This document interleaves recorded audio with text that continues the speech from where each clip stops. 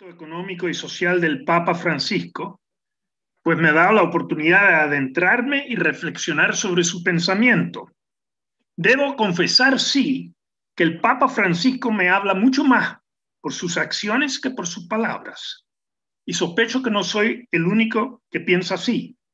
Francisco nos habla por su ejemplo de sencillez. Sigue viviendo en el pensionado de Santa María y no en los apartamentos del Vaticano.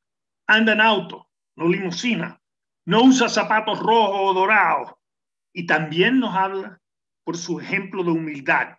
Esa frase genial: ¿quién soy yo para juzgar? Que debemos salir a la plaza pública y arriesgarnos aunque nos equivoquemos. Toma el propio nombre de Francisco de Asís. Yo creo que eso me dice mucho. Mi charla tenía 3 partes. En aras del tiempo, voy a quedarme con las primeras 2. La primera es el Papa en sus propias palabras, con citas de las 3 encíclicas y exhortaciones Evangelii Gaudium, Laudate Si y Fratelli Tutti. Segundo, mi evaluación, los pros y los contras de su pensamiento, al menos en mi opinión. Y tercero, iba a esbozar, y lo dejo para las preguntas si tenemos tiempo, de cómo se podrían aterrizar algunas de sus aspiraciones en políticas más concretas. Ahí está el temario que íbamos a seguir. Como digo, vamos a quedarnos con las primeras 2 partes y dejar para la tercera si es que en las preguntas alcanza. Déjeme partir con las palabras del Papa sobre sí mismo, sobre economía. Él parte con la reafirmación de los principios básicos de la doctrina social de la Iglesia. Nos recuerda, y cito en Fratelli Tutti, que la Iglesia defiende el legítimo derecho a la propiedad privada, pero enseña que junto al derecho de propiedad está el más importante y anterior principio de la subordinación de toda propiedad al destino universal de los bienes de la tierra y por tanto el derecho de todos a su uso, pues sobre toda propiedad privada grava siempre una hipoteca social para que los bienes sirvan a destinación general que Dios les ha dado. Segundo, afirma que la actividad de los empresarios es una noble vocación orientada a producir riqueza y mejorar el mundo para todos. Pero estas capacidades de los empresarios son un don de Dios para toda la humanidad. De ahí que deben orientarse claramente al desarrollo de las demás personas y a la superación de la miseria, especialmente a través de la creación de fuentes de trabajo diversificadas. Establecidos estos principios, él presenta su diagnóstico sobre la economía actual. Recorre todo su pensamiento sus 5 no. No a una economía de la exclusión y descarte. No a la nueva idolatría del dinero. No a un dinero que gobierna en lugar de servir.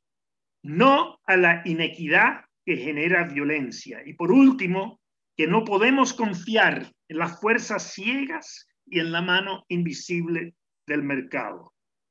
El Papa nos dice que la cómoda indiferencia ante estas cuestiones vacía nuestra vida y nuestras palabras de todo significado.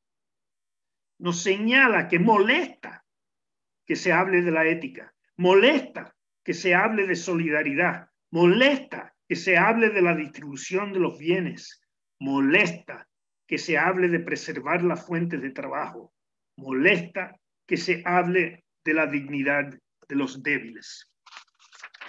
Más específicamente, él cuestiona la globalización y sus efectos. Indica en Fratelli Tutti, el avance de este globalismo favorece normalmente la identidad de los más fuertes, que se protegen a sí mismos. Ellos procuran licuar las identidades de las regiones más débiles y pobres, haciéndolas más vulnerables y dependientes. De este modo, la política se vuelve cada vez más frágil frente a los poderes económicos transnacionales que aplican el principio divide y reinarás. Por eso la economía produce exclusión y descarte. parte de la humanidad parecen sacrificables en beneficio de una selección que favorece a un sector humano digno de vivir sin límites. Cito de Fratelli Tutti, no se considera ya a las personas como un valor primario que hay que respetar y amparar, especialmente si son pobres o discapacitados, si todavía no son útiles, como los no nacidos, o si ya no sirven, como los ancianos, o si son de otra raza. Este descarte se expresa también en la obsesión por reducir los costos laborales sin importar el desempleo que produce. Critica que algunos todavía defiendan las teorías del derrame, que suponen que todo crecimiento económico favorecido por la libertad de mercado logra provocar por sí mismo mayor equidad e inclusión social en el mundo. Esta opinión, nos dice, jamás ha sido confirmado por los hechos. Expresa una confianza burda e ingenua en la bondad de quienes detentan el poder económico y en los mecanismos sacralizados del sistema económico imperante. Y mientras tanto, los excluidos siguen esperando. Él reconoce que la tecnología se le debe muchos progresos, pero la idea de un crecimiento infinito o ilimitado que ha entusiasmado tanto a economistas, financistas y tecnólogos supone la mentira de la disponibilidad infinita de los bienes del planeta. Supone que los efectos negativos de las manipulaciones de la naturaleza pueden ser fácilmente absorbidos. Y supone, de nuevo, erradamente, que los problemas del hambre y la miseria en el mundo simplemente se resolverán con el crecimiento del mercado. Pero el deterioro, nos dice, no es solo económico, sino ético. En Fratelli Tutti nos dice que con el gran imán Ahmad al-Tayeb subrayamos que junto a progresos históricos grandes y valiosos se constata un deterioro de la ética que condiciona la acción internacional y un debilitamiento de los valores espirituales y del sentido de responsabilidad. Todo esto contribuye a que se difunda una sensación general de frustración, de soledad y de desesperación. Concluye en el Evangelii Gaudium que el sistema social y económico es injusto en su raíz. ¿En qué raíz? Su respuesta apunta a dos frentes. Primero, insiste que mientras las ganancias de unos pocos crecen exponencialmente, las de la mayoría se quedan cada vez más lejos del bienestar de esa minoría feliz.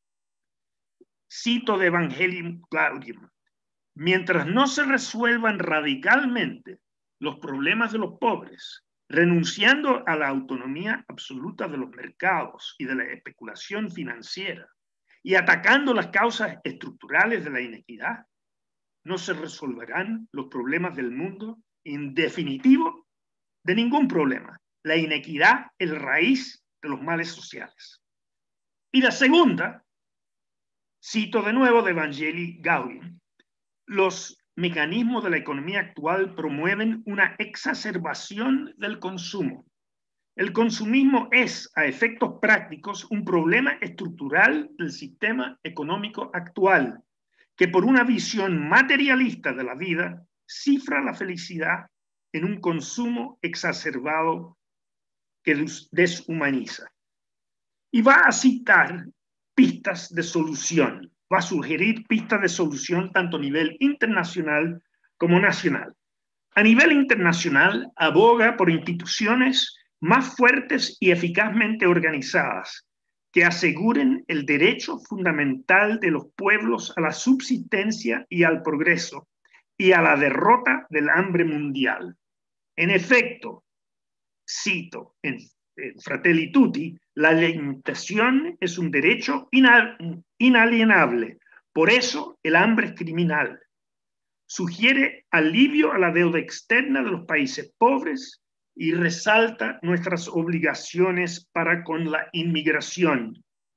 Nos recuerda que todo ser humano es mi hermano o mi hermana. Mi nación es corresponsable de su desarrollo. Mi nación puede cumplir esta responsabilidad o acogiendo al migrante de manera generosa cuando se necesite, o promoviéndolo en su propia tierra, no usufructuando ni vaciando su país de sus recursos naturales. Y recalca, no se trata de utilitarismo, existe la gratuidad de hacer las cosas, de hacer algunas cosas como acoger al extranjero porque son buenas en sí mismas, aunque de momento no traiga un beneficio tangible. Solo una cultura social y política que incorpore la acogida gratuita podrá tener futuro.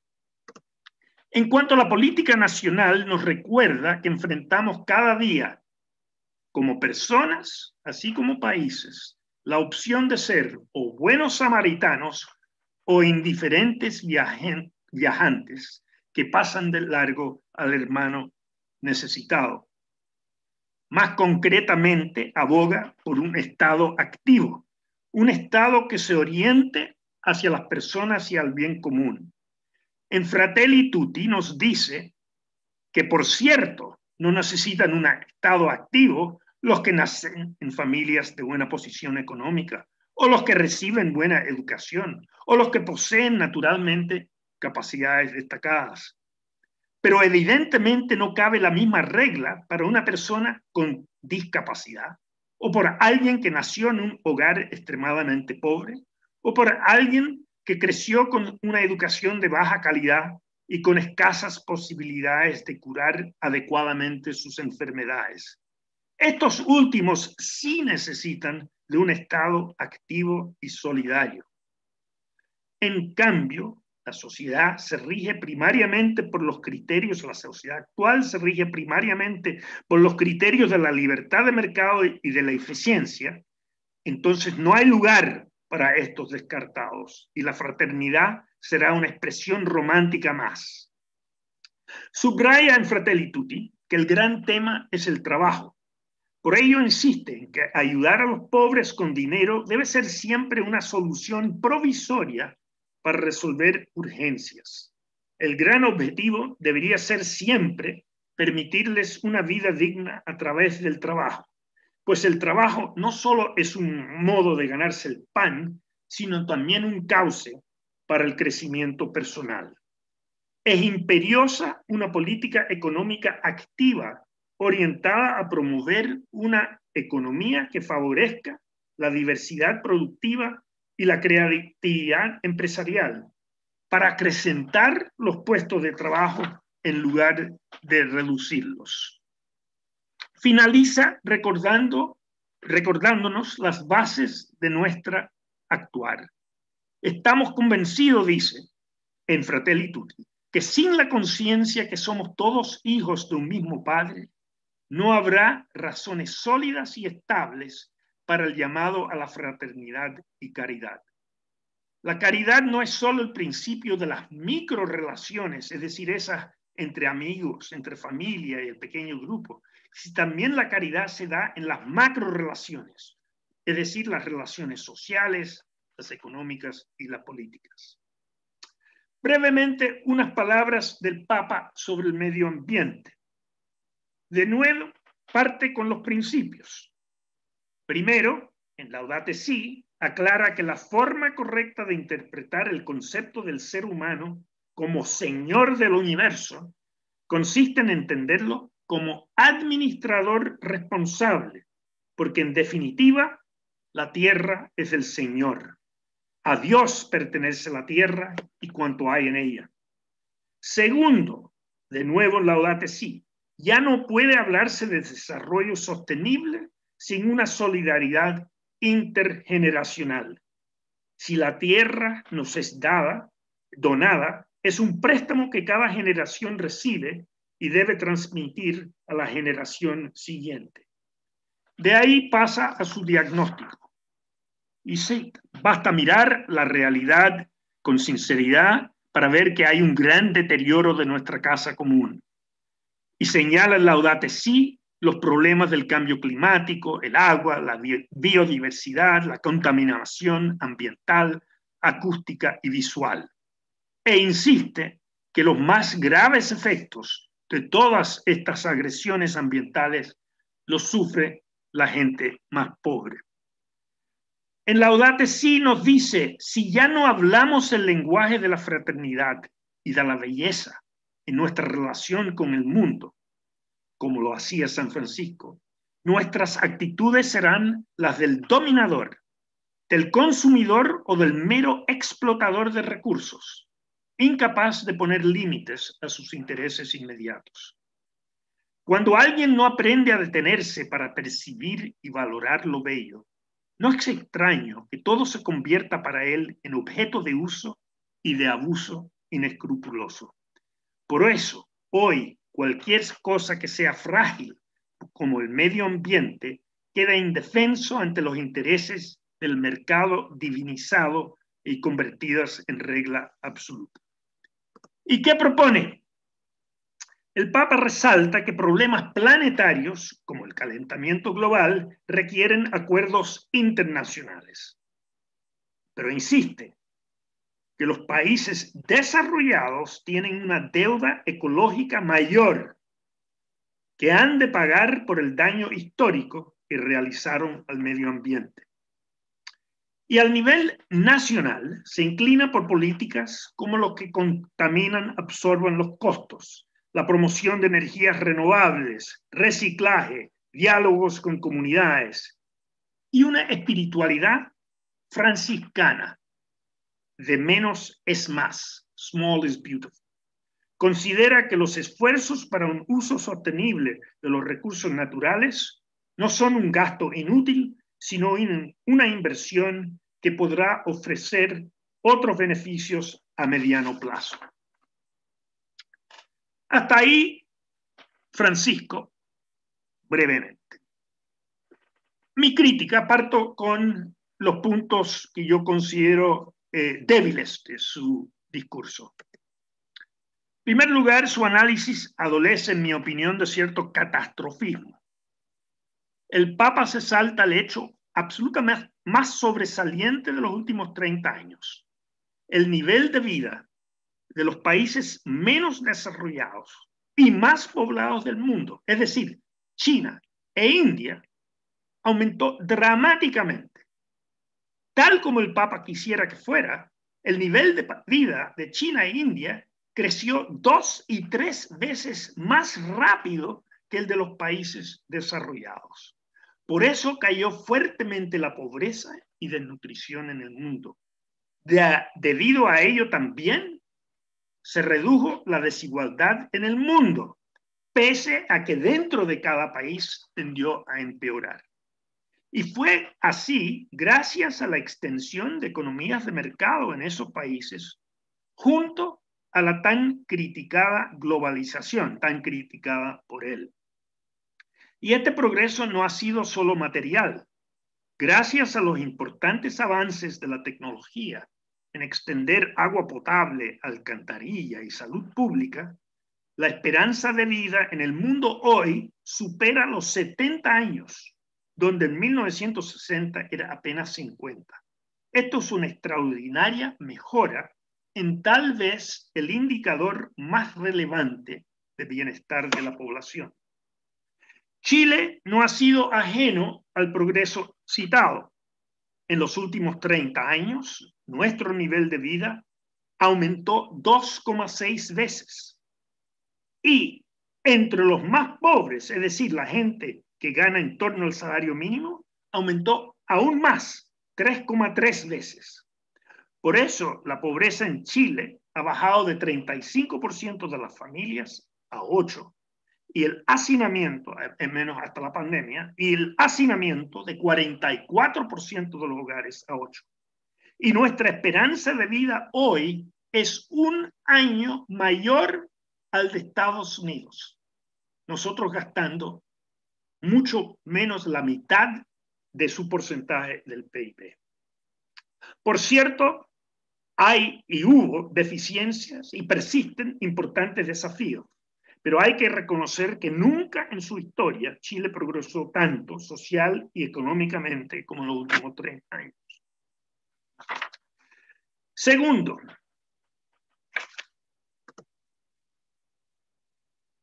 la crítica del Papa me parece unidimensional, todo sobre equidad y poco sobre creación de riqueza. Por cierto, el Papa no es un técnico, pero debe saber que para reducir la pobreza se necesita no solo distribuir bien la torta, sino de hacerla crecer. Debe saber que la reducción de la pobreza y el progreso económico y social es un fenómeno más o menos reciente. Su causa se debe al desarrollo tecnológico de la revolución industrial y el impulso provisto por economías de mercado. Eso no solo es el caso históricamente, sino es el caso de los últimos 30 años. Economías como China, como India, como los tigres asiáticos, han avanzado bajo esta misma fórmula.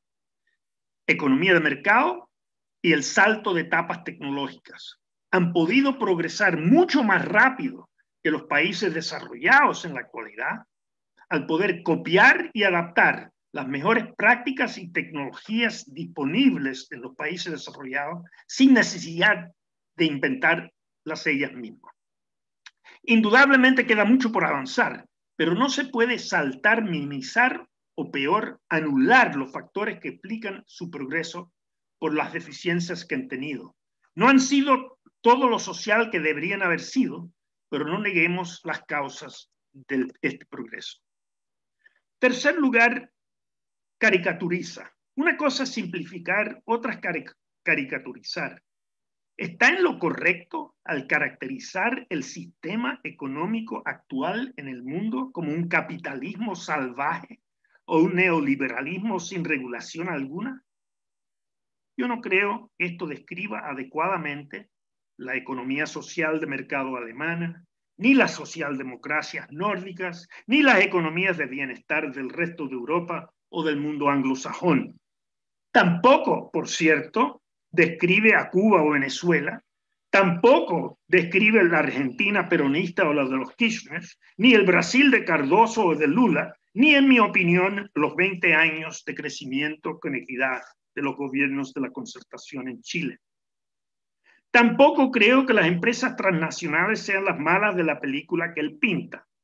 Por el contrario, mi impresión es que ellas pagan mejores salarios y traen tecnologías y prácticas ambientales más avanzadas que las empresas nacionales. Ni es el sistema financiero fuente de todo mal. Hay que reconocer sus virtudes también. Buena parte de la población modesta de nuestros países no podría comprarse un refrigerador, una lavadora o un televisor si no fuera por tarjeta de crédito. ¿Y quién podría comprarse una casa sin préstamo hipotecario? Por cierto, hay personas sobreendeudadas, pero felizmente son los menos. En efecto, si el sobreendeudamiento fuera generalizado, el sistema financiero estaría quebrado y no lo está. Peor es no tener acceso a crédito alguno, como hasta hace poco era el caso con gran parte de nuestra población. Y esto se debe a innovaciones del sistema financiero que debemos reconocer junto a sus obvias deficiencias que él sí señala. Dos críticas puntuales. Primero, respecto al medio ambiente. No basta que diga, como dice en Laudato Si', que crecimiento demográfico es compatible con sustentabilidad. Él debe reconocer que muchos de nuestros problemas de pobreza, de poblaciones marginales y ambientales provienen de la explosión demográfica de los años 60. Felizmente, desde entonces se ha reducido marcadamente la natalidad, pero ello no se debe a la Iglesia institucional, cuya prédica a favor de una paternidad responsable ha sido mucho más lento que la práctica de sus propios feligreses. Segundo, nos dice Francisco que la organización de las sociedades en todo el mundo todavía está lejos de reflejar con claridad que las mujeres tienen exactamente la misma dignidad e idénticos derechos que los varones. Dice que las sociedades afirman esto con las palabras, pero las decisiones y la realidad gritan otro mensaje. Yo me pregunto si puede la iglesia actual hablar con autoridad sobre la igualdad de la mujer. La iglesia de los primeros 300 años estuvo a la vanguardia en este tema, pero no así la iglesia del último milenio. Aquí me parece que habría correspondido un mea culpa papal. Los pros. He sido bastante desencarnado en mi crítica, pero creo que no hay que leer el Papa como analista, sino como profeta. Y los profetas se caracterizan por resaltar sus críticas y no en ser equilibrados. A mi modo de ver, Francisco hace 3 críticas importantes que merecen ser recogidas y subrayadas. Primero, respecto al rol del mercado y del Estado, o lo que yo llamo las parábolas de la mano invisible en el semáforo quemado. Es conocido la metáfora de la mano invisible que recoge esa gran intuición de Adam Smith. ¿Cuál es? Esta metáfora muestra cómo la competencia puede encauzar que incluso egoístas puros, que solo buscan su propio provecho, cumplan un bien social. Por eso Smith decía, él prefería depender del egoísmo de su carnicero para proveerle de la carne que él quería que de su bondad. Y efectivamente, la competencia es un potente organizador social, qué duda cabe. Pero a menudo nosotros economistas quedamos solo con esa metáfora y nos olvidamos de la metáfora del semáforo quemado. ¿Y cuál es eso? Quiero que se imaginen sus autos en la mañana bajando por Avenida Providencia y llegando a Plaza Italia. Y de repente se quema el semáforo de Plaza Italia. Cada conductor intentando cruzar, los unos subiendo por Vicuña Maquena, los otros bajando por Providencia, lo único que logran es agravar la situación para todos. La competencia en este caso empeora en lugar de aliviar el problema. Aquí se necesita la mano de un coordinador, un carabinero o un buen ciudadano que deje pasar, digamos, 20 autos por un lado y después 20 por el otro. Son muchas las situaciones en la economía cuando lo que se requiere, como arriba, es la coordinación y cooperación y no solo la competencia. Piénsese en la macroeconomía, donde es del libro de texto que el fisco y el Banco Central promuevan lo que se llaman políticas contracíclicas. Es decir, que en recesiones el Banco Central baje la tasa de interés para inducir que la gente gaste más, cuando sus instintos y temores hacen recortar su gasto, empeorando la recesión para todos. Y ahí lo que es locura para cada individuo por sí solo, gastar más en medio de una crisis, tiene sentido para el colectivo. Y inversamente, el Banco Central sube la tasa de interés para frenar el gasto cuando la economía está sobrecalentada y salta la inflación debido a la euforia de todos. La regulación y coordinación es especialmente importante en los 2 problemas que más resalta el Papa, la equidad y el medio ambiente. Las fuerzas del mercado por sí solas tienden a reproducir y no reducir la desigualdad. Históricamente, las mayores mejoras en distribución de ingresos dentro de los países se han debido a políticas tributarias, educacionales, laborales, de salud y seguro social.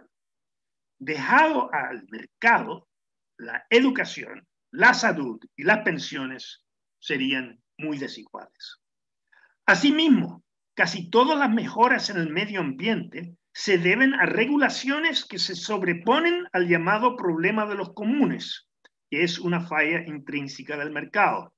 Cuando el Papa insiste que el mercado no resuelve todo, se refiere a este indispensable rol del Estado en coordinar y regular el mercado en aras del bien común, no solo, pero muy especialmente en los ámbitos distributivos y de medio ambiente.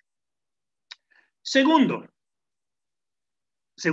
a mi modo de ver, intuición fuerte que tiene, la cooperación es también central en la economía, no solo la competencia. Al tener una visión del hombre como esencialmente egoísta, el economista suele centrarse en la competencia como único principio de organización social. Se descuida así la cooperación. Por cierto, sería un desastre organizar la economía como si todos fuéramos altruistas, angelitos como el padre Hurtado o la madre Teresa, que no lo somos. Pero la visión cristiana del hombre es que este no es ni diablo ni santo. La mayoría es decente, dispuesto a hacer su parte si los demás hacen la suya. Y esta es la base de cooperación y me parece que es función de la política pública despertar y facilitar tal cooperación, que cada uno haga su parte y no le serruche el piso al otro. Déjeme ilustrar este punto con una anécdota. Cuando yo mostraba Santiago Centro a mis amigos extranjeros, y los llevaba por el Paseo Ahumada, paseo peatonal, como ustedes bien saben. Y mis amigos decían, los chilenos son chanchos. En efecto, la calle estaba llena, Paseo Ahumada estaba lleno de papeles, colillas de cigarrillos y restos de comida. Entonces les decía, ya, muy bien, sigamos. Y bajábamos y los llevaba a la estación del metro de la Universidad de Chile, ahí mismo, en Paseo Ahumada. ¿Y cuál era su sorpresa cuando veían lo limpio que estaba la plataforma? Entonces me decían que los chilenos eran suizos. ¿Qué convertía a los chanchos del Paseo Ahumada en los suizos del metro? Obviamente que si uno ve muchos papeles en la calle, como el Paseo Ahumada, ¿qué tanto importa un papel más? En cambio, como el metro se mantiene limpio, la gran mayoría de nosotros no botamos papel en la estación. Estamos dispuestos a hacer nuestra parte porque vemos que los demás están haciendo la suya. Este ejemplo pedestre tiene importantes analogías en la vida económica. Por ejemplo, si uno está en una sociedad donde la mayoría evade los impuestos, como me dicen que es el caso en Argentina e Italia, uno, aunque honesto, se sentiría estúpido si pagara todo lo que corresponde. Por lo tanto, incluso el honesto también evade en esos países, con lo que se genera un círculo vicioso y el problema de evasión se agrava. En cambio, si ese mismo argentino o italiano se traslada a Dinamarca, donde cree que la mayoría de la gente cumple con pagar sus impuestos, entonces él está más dispuesto a pagar su parte y no evade. La cooperación no es un asunto utópico, importa en la economía real. De hecho, la cooperación es especialmente importante en la organización de la producción al interior de la empresa. Se compite hacia afuera de la empresa, pero se coopera hacia adentro. Por eso las empresas buscan empleados que trabajen en equipo. Y es esa cooperación la fuente de los mejores en productividad, eficiencia y calidad de productos en la empresa y la economía. Por tanto, creo que tiene razón el Papa cuando reacciona con este sobreénfasis en el egoísmo y la competencia y el descuido de este otro organizador social potente, la cooperación. Es rol de la política despertar y facilitar esta cooperación latente de las personas decentes. Tercero, para un buen funcionamiento, el mercado requiere de la ética. Valores como honestidad, confianza y buena voluntad. De hecho, Max Weber explicó el desarrollo del capitalismo europeo sobre la base de lo que él llamaba la ética protestante, es decir, los valores de esfuerzo, responsabilidad, honestidad, frugalidad y ahorro. ¿Y quién dudaría que por muy economía de mercado que un país tuviera, que estaría condenado este país al subdesarrollo si se caracterizara por la ética de trabajo del hippie, la falta de austeridad del yuppie y la moral del yoísta, el me first.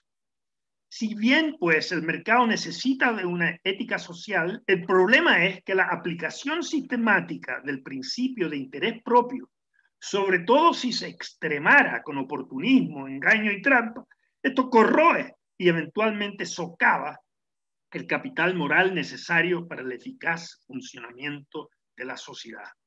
Por eso la preocupación del Papa por la generación y mantención de este necesario etos social no es una utopía moralista papal, pues sin renovar ese capital social sobre la cual descansa nuestra sociedad y economía, a la postre nos hundiríamos.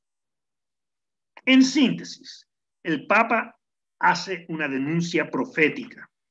¿Y qué profeta es equilibrado en su denuncia?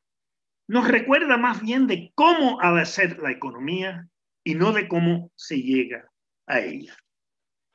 En esta tercera parte iba a dar algunas ideas de cómo se podría aterrizar las ideas del Papa en políticas concretas.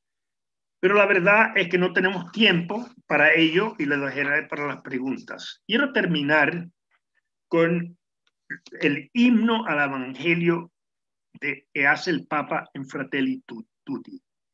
Cito: si la música del Evangelio deja de vibrar en las entrañas de los cristianos, habremos perdido la alegría que brota de la compasión, la ternura que nace de la confianza y la reconciliación que encuentra su fuente en sabernos siempre perdonados.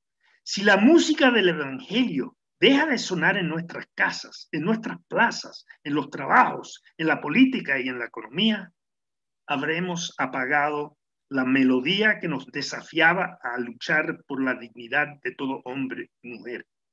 Otros beben de otras fuentes. Para nosotros, ese manantial de dignidad humana y de fraternidad está en el Evangelio de Jesucristo. Muchas gracias.